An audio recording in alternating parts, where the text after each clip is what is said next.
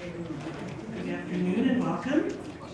I'm Mary Robinson, Director of the McCracken Research Library. And on behalf of the library staff and the Board of Advisors of the McCracken Library, I want to welcome you to this special program. Before I introduce our guest, however, I'd like to call your attention to a few programs coming up, some great things to look forward to as we move into our summer season here. And by the way, if anyone would like to turn off their cell phone at this point, it would be a really good time to do that. Thank you. Those of you who use the stairway coming down here may have noticed that there's some installation work going on in our special exhibitions galleries.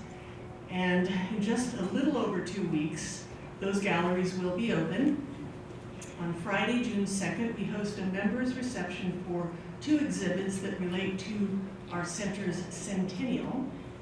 Cody to the World celebrates the 100-year history of this museum with fascinating collections and objects and a timeline related to our growth and development since 1917. Next door to that is a library exhibit about our center's first director, Harold McCracken, who is also the library's namesake. Out West, Where the North Begins, tells the story of Harold's early years as an Alaska adventurer and wildlife filmmaker. Both exhibits open to the public on Saturday, June 3rd, and the next day, June 4th, is a free day for residents of Wyoming and Montana. So tell all your friends who don't darken our door to mark their calendar. June 4th is a free day.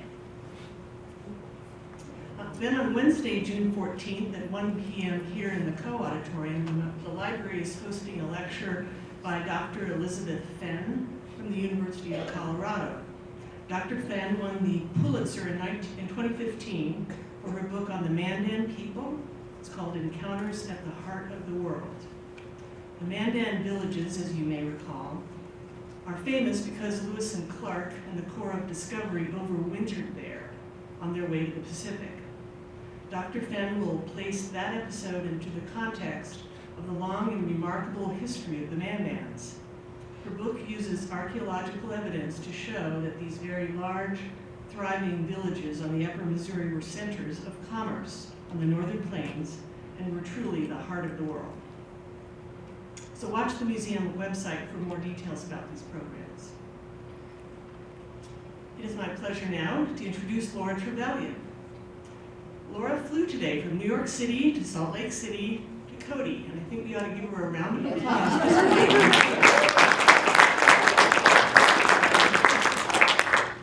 Laura will discuss her new book on the Winchester Company. It's called The Winchester, the Gun That Built an American Dynasty. Laura possesses the unique insights that a family member brings to this story of an American firearms brand. As the great-great-granddaughter of Oliver Winchester, she's in a position to tell that story in a fresh new way. Laura is also familiar to many of us as an anchor for the BBC. She makes her home in Brooklyn, and we are very grateful that she made the trip out to our Wild West today. After her discussion, she will take a few questions, and then she will be signing books in the museum store upstairs. And they are available for sale there. Ladies and gentlemen, Laura Trevelyan.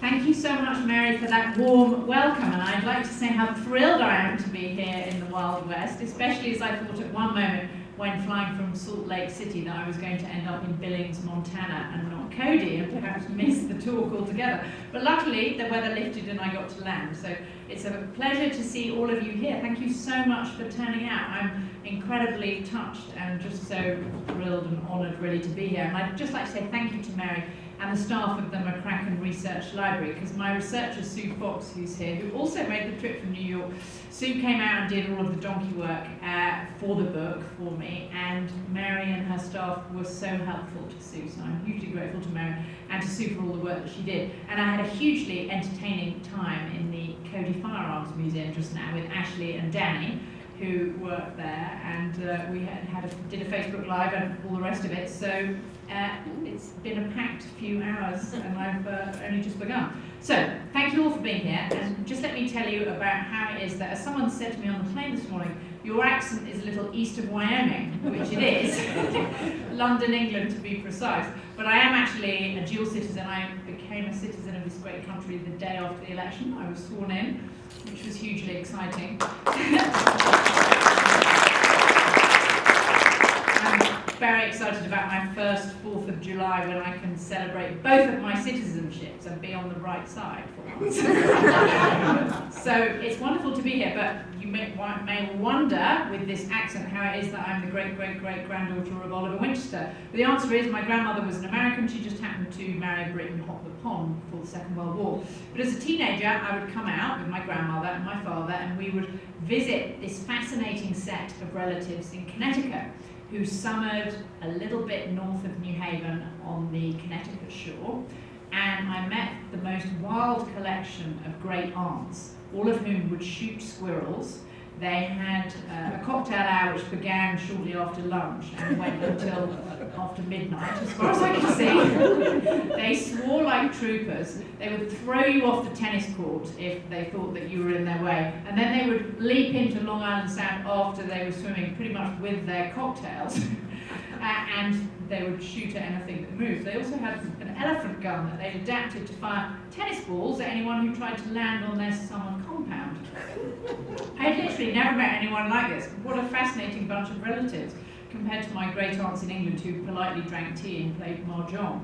These colourful characters in Branford, Connecticut were unlike anything I'd ever seen. So I said, why are we firing the elephant gun with tennis balls at people who are trying to land on our property? And they said, well, because we are Winchesters, you stupid girl. And then the story came out that the summer compound was a little way away from New Haven, which is where Oliver Winchester, my great-great-great-grandfather, back in the 1850s, had poured his money into the Winchester Repeating Arms Company. So I'm just going to briefly tell you the story of the family, which is it's a nice story of decline and fall, because we pretty much go from clogs to clogs in 3 generations, as is sometimes the way with these things. But so Oliver Winchester, he's our protagonist. He's born in 1810. He's a penniless farm boy in Boston. He loses his father. His mother sends him out with his twin to work on the farm. He has no formal education. He's only allowed to go to school for a few brief hours in the summer.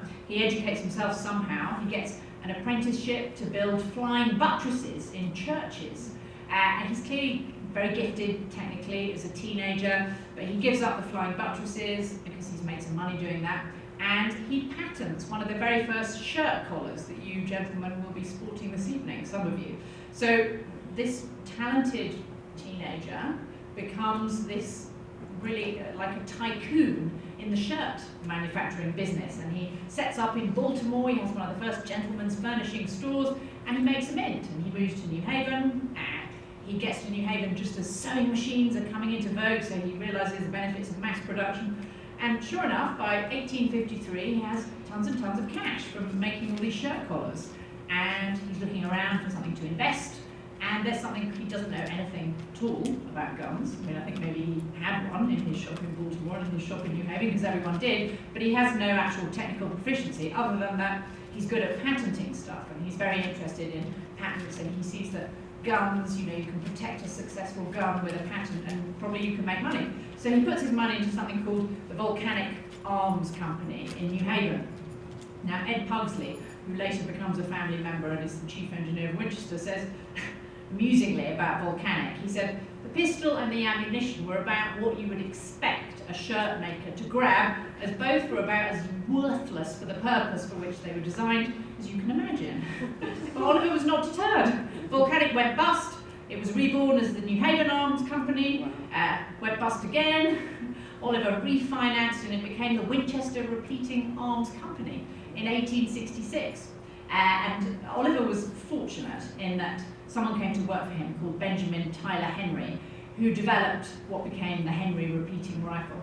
And with this point, the Civil War is on the horizon, and Oliver is an indefatigable salesman, and he is convinced that the Union Army will buy the Henry repeating rifle in large quantities and make his fortune. So Oliver writes to every single newspaper, writing about the wonderful, wonderful capabilities. He's enthralled because he knows that Lincoln President Lincoln, a gun buff, has tried both the Spencer and the Henry repeating rifle. He knows that Lincoln sees that this is a revolutionary weapon that will change the direction of warfare. But Oliver, sadly, comes face to face, as many entrepreneurs have, with the obstinacy of the army bureaucracy. And the army, on the Union side, felt that a repeating rifle was going to be a tremendous waste of money because the soldiers were going to waste so much ammunition by just firing again and again and again. So, that was really more or less the end of Oliver's dreams, and the army never did buy very many Henrys. But the good thing about the Civil War from his point of view is that word spread about the magic of the repeating rifle, both the Henry and the Spencer. So by word of mouth, Oliver did manage to sell quite a few rifles, although it wasn't exactly the big success that he hoped. But there were some, key quotes at the time. So, for example, men on the Union side would report that Southerners feared the Henry rifle more than any other arm in our service. And they say, give us anything but the damn Yankee rifle that can be loaded on Sunday and fired all week. Oliver loved that quote. So, damn Yankee rifle. At the end of the Civil War, it was modified and it became the Winchester Model 1866. And as you all know, at the end of the Civil War, the resumption of the expansion westward, where we sit today, that resumed. And that was really where the Winchester repeating rifle came into its own, and Oliver finally made his money. And as it was said by one of the first army majors responsible for moving settlers westward, and this is about the Winchester Model 1866, believe me, this gun will make the land safe for frontiersmen and will have a great effect in settling the land. You don't need me to tell you about the land out here, but of course, back then, you were on horseback, you would have your Winchester repeating rifle, and you would have your Colt revolver. And Ashley's here, and she'll correct me, but I think they used the same ammunition, didn't they? Wasn't that the whole point? Anyway, so it became very, very successful. So Oliver becomes very rich. Winchester Model 1873 is the gun that won the West. And at this point, another family member comes in. Oliver and his wife, Jenny, have suffered actually great tragedy. 3 of their 4 children die before them. They lose 2 of their grandchildren. The one child that outlives them, Jenny, makes an excellent marriage. She marries a chap called Thomas Gray Bennett, who's a Civil War veteran, age 17. He was fighting for one of the Connecticut units that was integrated and had black and white soldiers. And Thomas Gray Bennett leaves the army, goes to Yale, goes to Winchester, where he becomes one of the top engineers. And he marries the boss's daughter, which is a pretty neat move. But it was also a neat move on Oliver's part too, because Thomas Gray Bennett is a genius, great big guy, a wrestler, understands guns. He's a Civil War veteran at the age of 19. And it's him that we have to thank for recognizing the genius of the Brownings. Because it was Thomas Gray Bennett in 1883, a Winchester scout says, this rifle has been made in Ogden, Utah by these chaps called the Brownings. So Thomas Gray Bennett looks at the gun, likes what he sees, jumps on a train. In those days it takes you 3 days to get from New Haven to Ogden, Utah. And he goes to see John Browning in his workshop with his brothers and says, I'll give you a few $1,000s for this and the next 3 that you produce. And Browning says, how about slightly more? Thomas Gray Bennett says, no, take it or leave it. And Browning says, well, all right. And thus a very successful partnership is born. Because as you all know, I'm sure, Browning was hugely gifted, but didn't have the ability to create patents around his inventions. So he would bring his guns to the Winchester shop in New Haven, and the Winchester engineers would tinker with them, create a patent, and it was a very, very profitable relationship. Until it broke down when Browning, after more than 20 years, realised his own worth and asked Thomas Gray Bennett if he could have royalties on the next gun. And Thomas Gray Bennett, who was nothing if not a tight-fisted New Englander, told him to get on his bike, which is what Browning did. Except I think that it was slightly more rude, the language that they exchanged. But for 20 years, it was a hugely successful partnership, as you all know. And Thomas Gray Bennett went and sold the Winchester rifle around the world. He went to Turkey. He was responsible for selling rifles to Japan, to Mexico. I mean, this was a global brand at a time when there were no aeroplanes, at a time when it took you months to go all the way to Constantinople and strike a deal with the Turks. So Thomas Gray Bennett spent a lot of time on the road, and that meant he's the most wonderful letter writer, which I love. He's deeply in love with his wife, and he writes her these beautiful love letters from Paris about, you know, I bought you this wonderful dress, and wouldn't I like to see you in or out of it? Which I find very amusing, even to this day. But he, you know, from Oliver, you get no sense of the man at all, or the emotional life. He's just all about the business and the selling. But Thomas Gray Bennett, I guess he had the benefit of an education. He was a Yale man. He really is a man of letters, as well as being this firearms genius too. So anyway, things are going just fine with Winchester. The gun that won the West is doing brilliantly, and the guns that come after it. These are very successful shooting rifles. Business is really quite marvellous, and it's helped by people like Buffalo Bill, for whom this centre is named. And Buffalo Bill, of course, pronounced the Winchester to be quite superb, whether you were hunting Indian or game, and many others had the same view, Teddy Roosevelt included. But the interesting decline of Winchester happens around World War I, which you might think is counterintuitive. How can it be that a conflict can be bad for business for an arms manufacturer? Well, the answer is that Thomas Gray Bennett, shortly before the war, he decides in about 1910 that, you know, he's had enough. He wants to step down as chairman. He wants to spend time with his beloved wife and his beloved children. So he is no longer at the helm, and his son, Winchester Bennett, takes over the company. And Winchester Bennett, to me, is a fascinating character, because unlike his father, who's a Civil War veteran, or his grandfather, who's born a penniless farm boy, Winchester Bennett is born into the grandest of New Haven society. He grows up speaking French, taking ballroom dancing lessons, sailing on Long Island Sound, golfing, going to parties, driving around, horses, carriages, all the rest of it. I mean, he really is a gilded youth. But he is trained in the gun shop, like his father, and like his grandfather, and he's actually a talented designer too, and has a number of patents to his name. But he's always a slightly, what's the word? He's a weak character. His parents, in their letters back and forth, worry about his nervous temperament. That, you know, they're hinting that he's slightly unstable, and they're thrilled when he finally gets married to Susan Silliman Bennett, she's the granddaughter of Benjamin Silliman, who's the first chemistry professor at Yale. So, you know, academia is marrying money in New Haven, and it's a wonderful wedding. But things are not quite adding up, and Susan, in her letters, writes that she actually didn't really want to marry Wynne, but her father thought it was a good idea. And she's a nurse, so of course, Thomas Gray Bennett and his wife think this is wonderful that the unstable Winchester is marrying a nurse, because she'll be able to take care of him, which of course is what happened. So Wynne ends up being at the helm of the company in World War I, the slightly unstable Wynne, who's always a little under the weather, he's always feeling a bit seedy, he's always having to have a nap after lunch. It's all unexplained exactly what's going on. But with the war comes tremendous pressure. As you know, of course, America didn't come into the war immediately, but its allies leapt in, Britain chief amongst them, and the New Haven factory was where Winchester was modifying the Lee Enfield rifle for the British so that they could use it in the battlefield. And Wynne was in charge of this project, which was very complicated because the Winchester people felt they weren't going to be able to modify the rifle, that it wasn't going to fire, and they were right, but the Brits were insistent. So it was all very stressful. There was a lot of back and forth, a lot of money, cancelled contracts. And Wynne just proves to be really unequal to the task and actually steps down in the middle of this crisis moment for the factory. And Thomas Gray Bennett has to come back from his retirement when he was hoping to spend his final years with Jenny. And the war is a disaster for Winchester because in order to meet the huge amount of orders that they have, which step up when America goes into the war, they decide to expand the premises in New Haven, as you would, but they have fixed price contracts with the US government.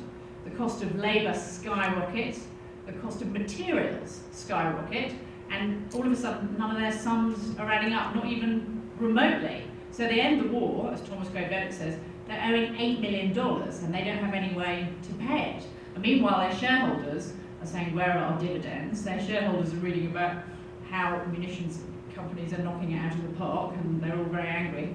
So it's a big mess at the end of the war. So what does the company do? Well, if you go to the Cody Firearms Museum, you'll see a wonderful example of what they did do, which is that Thomas Craig Bennett was persuaded by a chap called Louis Liggett, who ran something called Rexall, which is a big chain of drugstores in this country that some of you may remember.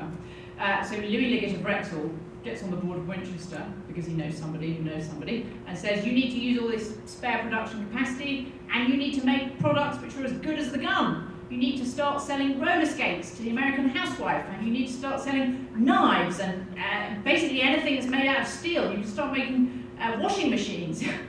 So no one else on the Winchester board knows what to do with all the spare capacity. So they're convinced by Louis Liggett, and dear old Ed Pugsley, chief engineer of Winchester, he's put in charge of retail sales, which is not something he knows anything about. And all of a sudden, Winchester is buying up space on Madison Avenue in New York City, fancy shops in Providence, and they are selling cutlery. But the company immediately runs into the fact that all successful cutlery, all successful flashlights, everything that they want to make that's made out of stainless steel already has a patent fence around it, which is ironic because Winchester did such a brilliant job of building up patents around its own guns, and then when they try and diversify, they run into this issue that they can't make the best product because a patent already exists around it. So things go from really bad to worse. They make less and less money on the roller skates, on the cutlery, on the flashlights, on the baseball bats, and all the rest of it. And then there's a depression in 1921. They try and refinance. The bank, Kidd & Peabody, lend them yet more money. Thomas Gray Bennett is getting more and more infuriated. He refers to the banks as carrion feeders. He wonders why they ever stopped making guns. Winchester actually neglects the gun business as it tries desperately to make the disastrous foray into retail work. And if you go to the Cody Firearms Museum, there's a wonderful recreation of a Winchester shop selling all of these products. I think the only thing which actually made any money at all, briefly, was indeed cutlery, but that was about it. So by the time of the Depression, the company is clinging on by its fingernails, and Thomas Gray Bennett writes to Sarah Winchester. Now, some of you may have heard of the Winchester Mystery House. So Sarah Winchester, she's actually the daughter-in-law of Oliver Winchester, our first character. But her husband dies, her baby daughter dies, she goes out west with her millions that she's got, and she builds this crazy house. Now, I would submit that she doesn't build the house because she's crazy at all. She builds the house because she's got money, she's interested in architecture, she has all these actually wonderful labour-saving ideas if you go to the house, and she creates one of the first fruit hydrators, for example, and all kinds of wacky things. But anyway, she and Thomas Gray Bennett at this point, at the end of sort of coming up to 1929, they're the chief shareholders in the company. So Thomas Gray Bennett writes to her and says, it seems to me dangerous for the family to keep control much longer. Wynne is at a vital time unable to do much. I'm 73 years old. I fear it will be difficult to borrow next March when our notes come due. So the poor old company goes into bankruptcy in 1931 and it's bought by Olin, humiliatingly, because Olin had long been rivals of Winchester, and Olin actually let Winchester drift in the wind for a long time until the price came down to one that Olin was willing to pay. So that was the ignominious end, all through what you might think was going to be so amazingly successful, which is World War I. Should have been, you'd think, the making of the company, but actually it was nothing like it. It was actually a disaster. But along the way, we got some very colourful characters who had Winchester rifles, and there were a couple of things that just struck me in the history of it. And when doing interviews for the books, people have asked me, don't you feel embarrassed that you're a relative of someone who made a rifle that killed so many Native Americans? To which I said, well, not exactly. I mean, who could defend the slaughter of the Native Americans? Nobody could. And in researching the book, it was horrifying to read about Andrew Jackson and his history with the Native Americans, the permanent frontier that wasn't, and all the rest of it. But as a reporter, I can't but be struck by how Native Americans took on the repeating rifle. They called it the spirit gun. They wanted it just as badly as anyone else. And the whole story of Custer's last stand and the role of the repeating rifle there.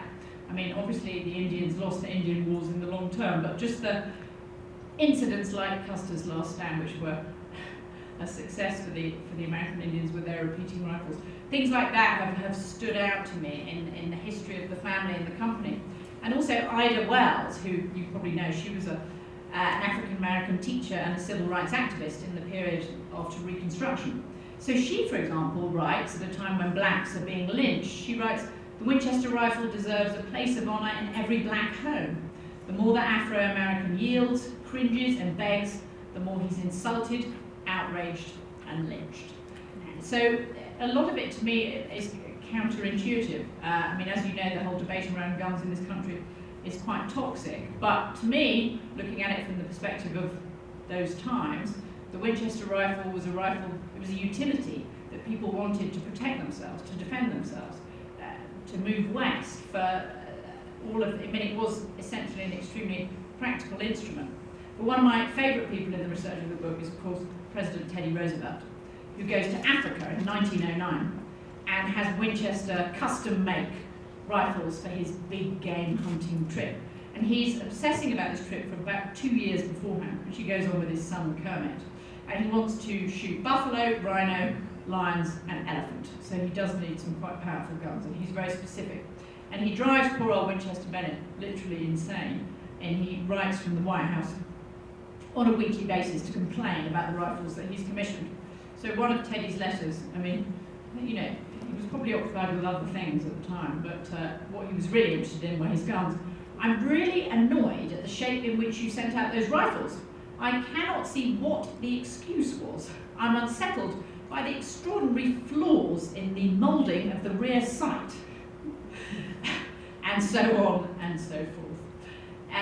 And also, there's also just one more letter I wanted to quote for, which is from dear old Thomas Gray Bennett, who's really my favourite in the book, as you can probably tell. But in 1910, just before the war, when he retires, and he has no idea what's going to come, he's going to be dragged back into service.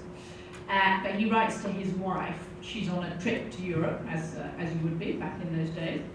And he writes to her, "When you get back, let's sink the housekeeping and the flowers and live, instead of wading around in a morass of perplexities and accounts." I guess as very rich people, they had a lot of flowers and a lot of accounts. But I like the sentiment and the idea that, you know, he missed his wife while she was in Europe.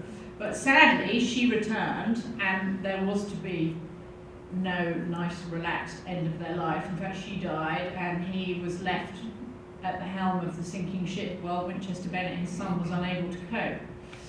So that really is the end of that story, and thank you for listening to me. It was such a privilege to write the book, and it's so wonderful to come here, actually, to the American West, rather than to just think and to write about the role of the Winchester rifle in the settling of the West. And if any of you have any questions, I would love to try and answer them, although I would say that I'm not at all good at technical questions on guns, but Ashley's here, and she can answer those. So yeah, if you have a question, please, Ray, ask me.